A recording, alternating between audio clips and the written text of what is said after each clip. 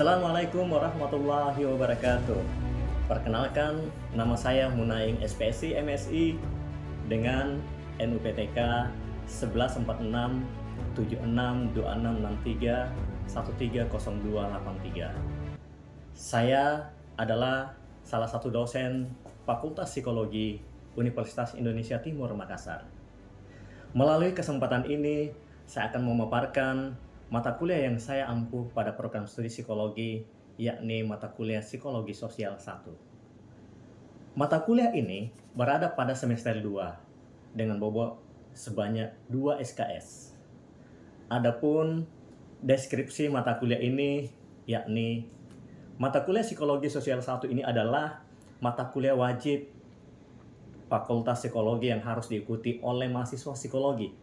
Selain itu, mata kuliah Psikologi Sosial 1 merupakan mata ajar prasyarat pada Psikologi Sosial 2 dan Psikologi Umum. Mata kuliah ini menetapkan tujuan akhir pemahaman tentang batasan psikologi sosial, ruang kajian, metodologi kajian, orientasi pembentukan pengetahuan, dan perilaku individu. Adapun capaian pembelajaran dari mata kuliah ini adalah: yang pertama, menguasai konsep dasar ilmu psikologi, memahami dan menerapkan metode penelitian psikologi termasuk rancangan penelitian, analisis data, dan interpretasinya. Dan yang ketiga, memahami konsep dasar asesmen psikologis dalam menganalisis gejala psikologis pada individu, kelompok, organisasi, dan komunitas. Materi ajar pada mata kuliah ini terdiri dari beberapa subbahasan dengan 14 kali pertemuan, ditambah dengan ujian tengah semester dan ujian akhir semester. Berikut daftar materinya. Yang pertama, memahami batasan aspek-aspek ruang lingkup dan metodologi kajian psikologi sosial 1. Yang kedua, memahami landasan filosofis dan realitas psikologi sosial dalam lintasan sejarah. Yang ketiga, memahami dan mengaplikasikan persepsi, proses terjadinya persepsi, faktor-faktor pembentukan persepsi. Yang keempat, memahami dan mengaplikasikan konteks interaksi, faktor terjadinya interaksi, dan bentuk-bentuk interaksi sosial. Yang kelima, memahami dan mengaplikasikan realitas sikap, asumsi dasar, pembentukan dan perubahan sikap. Yang keenam, menjelaskan dan memahami objektivitas pengukuran sikap dan teori-teori mengenai sikap. Yang ketujuh, menjelaskan dan memahami realitas komunikasi sosial. Selanjutnya, memahami dan mengaplikasikan bentuk-bentuk dan teori-teori komunikasi.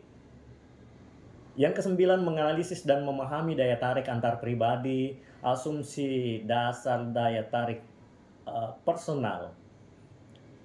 Selanjutnya, memahami dan menganalisis proses kelompok, pembentukan kelompok, dan perilaku kelompok. Metode pembelajaran yang saya gunakan dalam pembelajaran ini yakni dengan problem-based learning. Yang kedua, project-based learning, serta tentu pemberian tugas baik secara individu maupun kelompok kepada mahasiswa. Media pembelajaran yang sering saya gunakan yaitu media menggunakan proyektor untuk menyampaikan materi ajar, kemudian menggunakan media visual. Media visual di sini adalah gambar, foto, slide PowerPoint, dan sebagainya, dan media lingkungan, misalnya praktikum atau kunjungan lapangan. Berikut saya tampilkan proses pembelajaran yang saya lakukan pada mata kuliah Psikologi Sosial 1 yang saya lakukan dengan metode ceramah dan diskusi. Selamat menyaksikan. Baik, bismillahirrahmanirrahim. Assalamualaikum warahmatullahi wabarakatuh. Waalaikumsalam warahmatullahi wabarakatuh. Selamat pagi. Pagi. Ya, gimana kabarnya hari ini? Baik. Ya, baik adik-adik sekalian. Hari ini kita ketemu lagi setelah pertemuan selanjutnya minggu kemarin kita membahas mengenai psikologi sosial. Jadi kita masih pada mata kuliah Psikologi Sosial 1 untuk semester ini. Sebelum kita masuk ke materi atau subtema yang akan kita bahas pada pertemuan hari ini, saya ingin review ulang dulu pertemuan kita yang kemarin. Saya ingin tanya dulu. Kita kemarin membahas mengenai psikologi sosial. Ada yang tahu di sini apa itu psikologi sosial? Iya, silakan. Psikologi sosial adalah suatu mata pelajaran yang membahas tentang perilaku seseorang terhadap sosialnya atau bagaimana dia mengamati lingkungan orang yang ada di sekitarnya. Ya, bagaimana mempelajari perilaku seseorang. Ya, tentu dalam mempelajari perilaku seseorang itu berbeda-beda cara kita melihat. Ya, dalam artian setiap orang pasti mempunyai pandangan tersendiri. Nah, olehnya kesempatan pada hari ini kita akan mengambil tema mengenai persepsi. Jauh sebelum kita membahas apa itu persepsi, bagaimana dan sebagainya, saya ingin berikan satu gambar di hadapan kita. Ini ada gambar di hadapan kita ini, ada gambar perempuan. Ya, jelas gambarnya? Di gambar ini kita harus sepakat dulu, ini adalah gambar perempuan. Nah, pertanyaan saya adalah, gambar yang ada di depan ini, apakah dia gambar orang tua atau masih muda? Katakan yang ini. Ya, perhatikan gambarnya.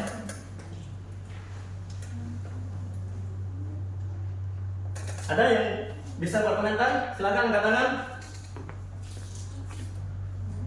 Ini gambar orang tua atau masih muda? Orang tua? Masih muda. Ya, ada yang masih muda. Kita harus sepakat dulu ini. Ini orang tua atau masih muda? Oh, ini kan jadi bingung. Ada yang bilang masih muda, ada yang bilang sudah tua. Terus yang mana yang seharusnya?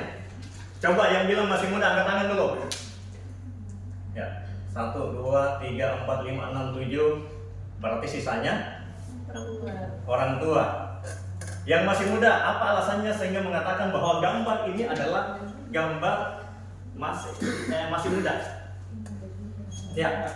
Pada bagian mata dan bukan bulu mata, jadi dia bulu matanya masih tegak lurus ke atas. Boleh ditunjukkan sama teman-temannya yang mana? Ya, perhatikan yang lain ya. Di sini ada lingkungan mata yang ada di atas. Ya. Nah, karena ini lingkungan mata, kalau orang tua itu terlihat dia sudah menurun karena kadar dari kualitas fisiknya itu sudah menurun. Kemudian dari segi bahunya itu masih terlihat kuat dan kokoh. Artinya dia masih menandakan bahwa dia berada di fase umur 25 ke atas. Ya, yang bilang tua, coba. Ya, yang tadi bilang tua angkat tangan. Atau sudah sepakat ke anak muda ini? Masih muda?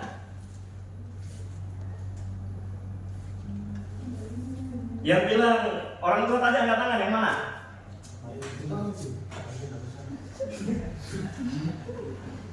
Ya, tadi temannya mengatakan ini gambar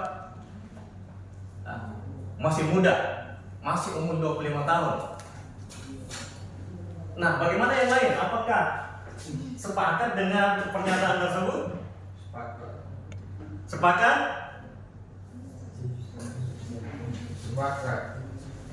Kalau saya melihat ini gambar nenek-nenek. Ya, boleh jadi berbeda pandangan kita kan. Nah, jangan sampai pada saat tadi kesini, ini temannya ya melihat yang muda-muda akhirnya tersugesti pada gambar yang dilihat adalah gambar masih muda. Kalau saya, ini adalah gambar nenek-nenek. Buktinya adalah ini adalah mulutnya, ini dagunya, ini hidungnya. Bukan kalau itu, Pak. Enggak, ini hidungnya, ini mulutnya. Ya biasanya kalau nenek-nenek itu identik tidak ada di giginya toh. Ya, ini mulutnya, ini dagunya, hidungnya. Biasanya kalau nenek-nenek, ya maaf ya, hidungnya agak besar. Ya, ya kalau yang tadi dijelaskan bahwa enggak, ini masih muda, itu ada bulu matanya masih lentik. Kalau saya tidak, ini nenek-nenek. Coba perhatikan kembali. Ini dagunya, ini mulutnya, ini hidungnya, ini matanya. Biasanya kalau nenek-nenek itu pakai mantel. Ini apa? Kalau nenek-nenek yang dulu kan biasanya pakai tutup kepala yang tidak. Tidak semuanya ini bagaimana juga Pak. Tadinya jadi ini Pak. Ya. Tapi kita fokus ke gambar ini dulu. Bahwa ini menandakan bahwa oh, kalau saya ini nenek-nenek. Saya tetap sebenarnya yang awal Pak. Ya. Dia orang yang masih muda, tapi lagi melakukan sesuatu yang tidak. Iya. Nah, olehnya itu dari gambar inilah yang saya nampilkan ini kita akan membahas mengenai persepsi. Tadi mengatakan bahwa ini adalah gadis. Saya mengatakan tidak, itu bukan gadis, ini adalah nenek-nenek. Ada dua pendapat yang bertolak belakang. Dalam kajian psikologi sosial, inilah yang dinamakan sebagai persepsi anggapan. Menurut si A, tidak, ini anak gadis. Ya, saya bilang, oh tidak, ini nenek-nenek. Makanya setiap orang, utamanya dalam psikologi, karena kita mempelajari perilaku, setiap orang pasti berbeda dalam hal memberikan penilaian kepada seseorang. Nah, di sini dijelaskan bahwa menurut Anurama 2010 dia mengatakan bahwa persepsi merupakan adalah sejenis aktivitas pengelola informasi yang menghubungkan individu dengan lingkungannya. Tadi saya bikin sedemikian rupa modelnya, gambarnya, sehingga melahirkan banyak persepsi, banyak pandangan. Dari sisi ini, oh tidak gadis. Ya boleh jadi mata saya tadi melihat itu nenek-nenek, karena waktu saya kesini saya melihat ada nenek-nenek di jalan bertemu. Begitu melihat gambar ini, wah enggak, ini gambar nenek-nenek. Jadi begitu, sebagai orang psikologi kita tidak boleh menjustifikasi bahwa apa yang dilakukan, perilaku yang ditampilkan oleh orang ini itu bagus, tidak bagus. Perilakunya ini jelek. Tunggu dulu. Harus kita pahami. Jangan sampai pada saat kita mengatakan jelek karena sudut pandang yang kita lihat atau kondisi kita lagi tidak mood. Ya. Kemudian itu tadi persepsi. Karena kita membahas mengenai psikologi sosial, tentu pandangan yang selanjutnya adalah persepsi sosial. Apa itu persepsi sosial? Boleh? Ada yang bisa bacakan dulu? Persepsi sosial itu apa? Jelas itu gambarnya? Persepsi sosial adalah suatu proses pemahaman oleh seseorang terhadap orang lain. Jadi pemahamannya tadi temannya mengatakan, itu gadis. Persepsi saya beda. Makanya persepsi merupakan interpretasi yang unik dari suatu situasi. Bukan rekaman situasi ya. Jadi persepsi bisa jadi berbeda dengan realita. Tadi saya melihat itu, temannya tadi mengatakan realitanya itu nenek-nenek. Bahkan tidak sepakat dengan saya, tidak ini nenek-nenek. Sudah saya gambarkan, ini hidungnya, ini dagunya, ini mulutnya. Tetapi temannya mengatakan, tidak, saya masih tetap pada pendirian saya. Itu adalah gadis. Ada satu gambar yang saya mau perlihatkan kepada adik-adik sekalian. Ini ada dua situasi. Entah ini A, ini B. Yang mana, bagaimana persepsi kita melihat kedua gambar ini? Atau, ya, maaf, ada gambar yang saya mau perlihatkan kepada adik-adik. Perhatikan kedua gambar ini. Ya, begitu saya tadi menunjukkan gambar ini, ada yang mulai berkerut dahinya, langsung begini. Ada tuh yang santai-santai senyum-senyum. Kenapa gitu? Ya, saya tulis di sini ya. Ini A, ini B. Gimana tanggapan kita mengenai gambar A? Di gambar A terlihat ya bagi kita orang timur mungkin itu suatu hal yang wajar-wajar saja, karena di gambar A memperlihatkan laki-laki dengan, bagaimana dengan gambar D? Ya ini mungkin yang tadi langsung keriput keningnya melihat, kenapa ada cowok dicium cowok yang satu. Nah ini siapa tahu kakaknya, bukan pasangannya, siapa tahu bukan pasangannya. Ya, inilah menimbulkan banyak persepsi di antara kita. Oh gitu, gitu. Temannya atau tamu baru ketemu, tapi yang tadi saya tangkap yang langsung ekspektasi jelek. Oh, jangan-jangan ini setengah dia ya. Kemudian bagaimana proses terjadinya sebuah persepsi? Ya, untuk proses terjadinya persepsi itu dimulai dari stimulus lingkungan. Tadi ada gambar, saya munculkan, kemudian saya stimulus kepada adik-adik sekalian supaya bisa menarasikan apa yang adik-adik lihat di layar.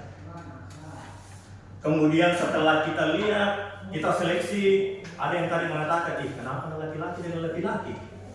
Oh tidak, itu temannya gitu. Ya. Kemudian dari proses seleksi terorganisir supaya berjalan dengan sudah mantap, itu mungkin bahwa oh ini yang disampaikan pada gambar ini adalah seperti ini. Begitupun saya juga menunjukkan sebuah penafsiran yang ya ini yang beragam. Oh ini ini karena kangen jadi dia berkecium apa segala, ya. Kemudian muncullah sebuah persepsi. Nah, apa faktor yang mempengaruhi persepsi? Persepsi di sini, faktor yang mempengaruhi persepsi diantaranya objek yang dipersepsikan. Apa tadi objeknya? Gambar orang. Sama halnya kalau saya sampaikan kepada adik sekalian, apa sih itu kursi? Tempat untuk. Nah, kalau saya di meja ini, di sini, kemudian duduk, apakah yang saya tempati ini adalah kursi juga namanya? Kan tadi bahasanya kursi adalah tempat yang ditempati. Ya, inilah yang dinamakan persepsi, bahwa yang mempengaruhi persepsi itu diantaranya objek yang dipersepsikan. Yang kedua adalah alat indera. Tadi temannya mengatakan, masih gadis. Ya mungkin masih muda penglihatannya atau masih muda matanya apa segala, sementara saya mengatakan, oh tidak, itu nenek-nenek. Ya, mungkin karena perbedaan umur di antara kita. Ya, apakah saya kata kecenderungan melihat nenek-nenek atau bagaimana segala? Nah, itulah. Kemudian yang ketiga adalah perhatian. Kita mau lihat apakah betul seperti itu faktor yang mempengaruhi sebuah persepsi.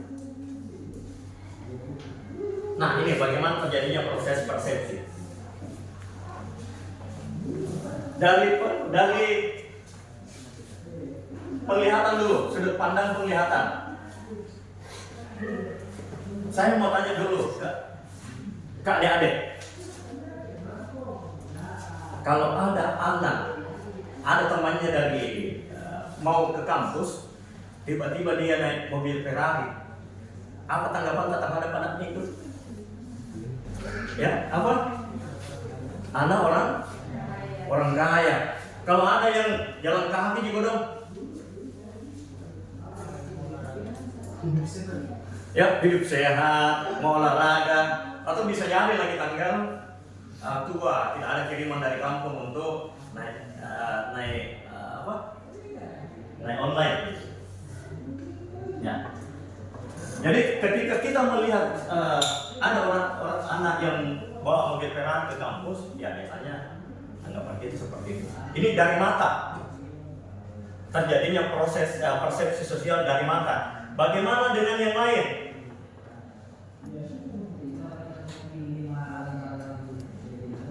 Dari mulut. Nah, saya mau tanya dulu. Kopi, pernah minum kopi? Di mana? Di kafe, Dik. Bagaimana sebenarnya itu rasanya kopi? Ya, ada yang pahit. Tapi kenapa yang pahit itu kita masih mau minum gitu? Ada yang bilang, tidak dia manis sih kalau dicampur di gula, apalagi campur susu, krim dan sebagainya tuh. Hanya menimbulkan persepsi. Kalau ketika kita melihat orang nongkrong di warkop, itu orang di warkop, kenapa begitu? Maksudnya tidak ada kerjaannya pergi minum kopi, nah itu kopi pahit gitu. Itu persepsi kita. Tapi orang yang duduk di warkop, tidak pahit itu kopi, Jess. Justru ini kopi adalah semangat hidup misalnya. Saya tidak bisa berpikir kalau tidak ada kopi. Kemudian hidung. Ada tadi waktu saya jalan ke sini, ada saya lihat letakkan parfum di depannya. Ada ya? Nah, itu masih kelihatan parfumnya. Kan kental atau? Saya mau tanya dulu, di sini pakai parfum semua? Ya, ada yang tidak, ada yang pakai. Kan kental atau bawa? Aneh nih, parfum 10.000 3. Ada yang parfum tidak, ini parfum ya. Lanjut, kemudian yang ketiga, yang keempat, ternyata persepsi orang itu bisa dipengaruhi karena faktor pendengaran. Ada tuh saya lihat itu biasa kalau di warkop, ada yang suka lagu dangdut. Ada yang suka lagu dangdut di sini? Ada? Saya Pak? Ya. Ada yang suka lagu rock? Ya. Padahal kalau dilihat ini persepsi, kalau dia lagu rock itu kayaknya lagu keras, identik dengan apa? Beda dengan dangdut, beda dengan jazz. Ya, saya biasa kalau lagi santai-santai dengar instrumen jazz. Kayaknya kalau saya mendengarkan instrumen yang aliran jazz itu kayak happy, saya rasa hidupku. Tapi lagi-lagi setiap orang pasti berbeda memahami dari setiap apa yang dia dengarkan. Kemudian selanjutnya, orang pegang cangkir kopi. Biasanya kalau orang pegang cangkir kopi, kenapa?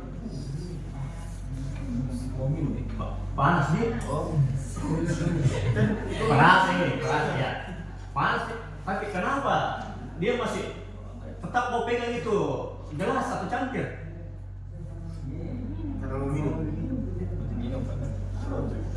Sudah dikalahkan sama logikanya bahwa saya tidak pikir itu panas, yang saya pikir ini saya mau minum kopi.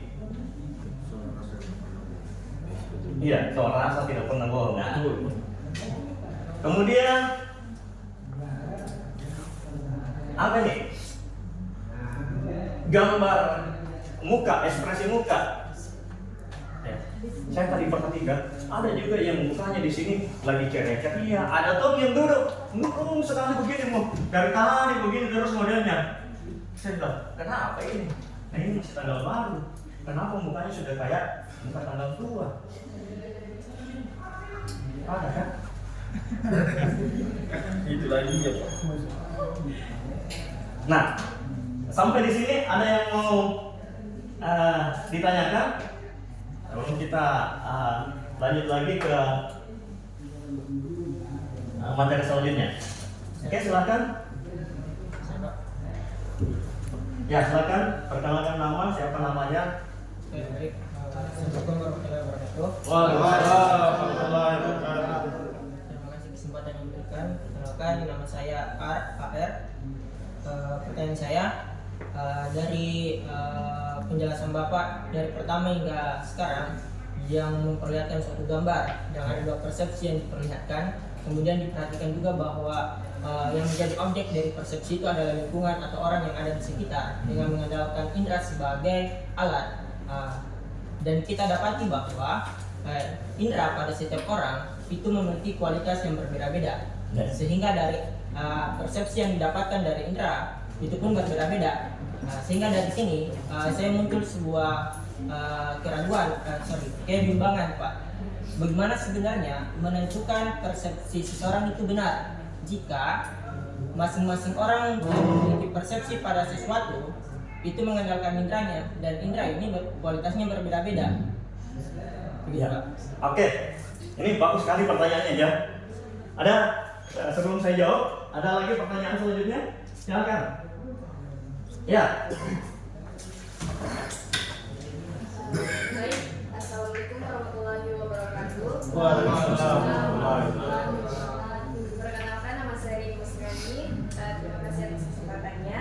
Pertanyaan saya, bagaimana prasangka dapat mempengaruhi persepsi sosial kita?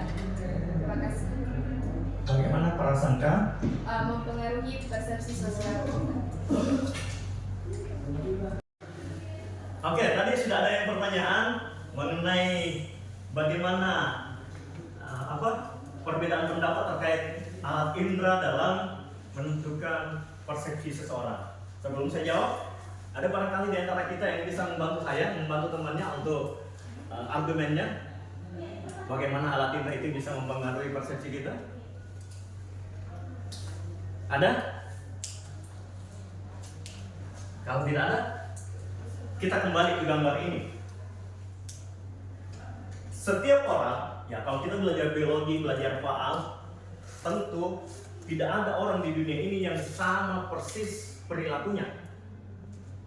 Walaupun dia kembar identik sekalipun, pasti berbeda-beda pandangannya. Kalaupun sama, ya ada saya baca bahwa kalaupun sama, itu hanya kebetulan saja. Tidak mesti sama 100%. Tadi bagaimana dengan alat indera? Ya, berangkat dari itu, ya pasti ada perbedaan. Apakah itu karena tadi lingkungan juga di dalamnya? Pada saat tadi siapa A pergi ke kampus ini, dia bertemu yang rata-rata yang dilihat adalah cewek-cewek cantik, baru keluar dari rumah disambut dengan penjual gorengan, penjual yang cantik. Begitu sampai di sini ada lagi cewek cantik dilihat. Makanya dia mengatakan bahwa gambar itu adalah gambar anak gadis. Tapi ada temannya bilang, wah tidak, itu gambar orang tua. Mungkin karena sudah nakal orang tuanya, jadi kita langsung teringat dengan ini lingkungan ya di dalamnya. Makanya setiap orang berbeda-beda dalam menafsirkan, memberikan penafsiran. Disinilah kita orang psikologi tidak boleh langsung menjustifikasi bahwa oh itu orangnya tidak bagus, oh ini perilaku yang dilakukan anak ini tidak bagus. Kenapa? Karena itu dari satu sudut pandangan kita. Boleh jadi pada saat kita memberikan penilaian, situasi emosional kita lagi tidak mood, ya, lagi lapar juga termasuk di dalamnya, itu berpengaruh di dalamnya.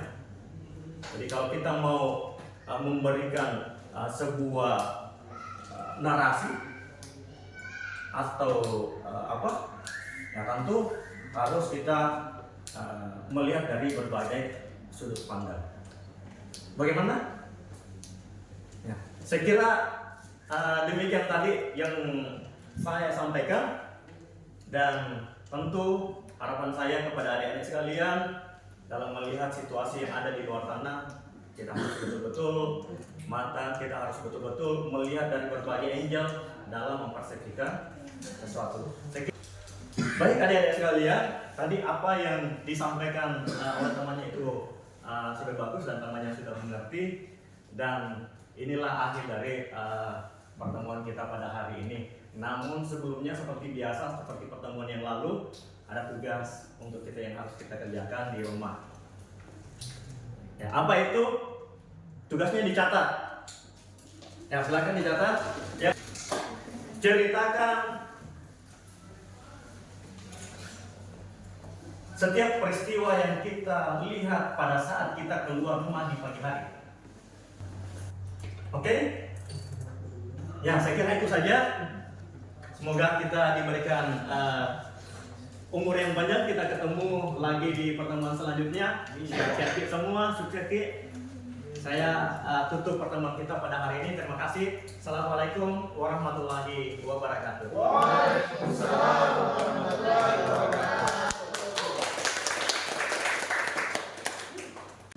Itulah tadi cuplikan proses pembelajaran yang saya lakukan menggunakan metode ceramah dan diskusi. Semoga memberikan manfaat untuk kita semua, khususnya pada mahasiswa mata kuliah psikologi sosial.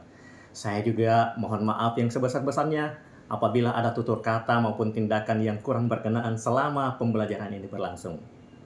Pesan saya sebagai dosen, ke pasar beli rambutan. Jangan lupa membeli pepaya. Persepsi bisa disebabkan karena perbedaan, maka belajarlah untuk bijaksana.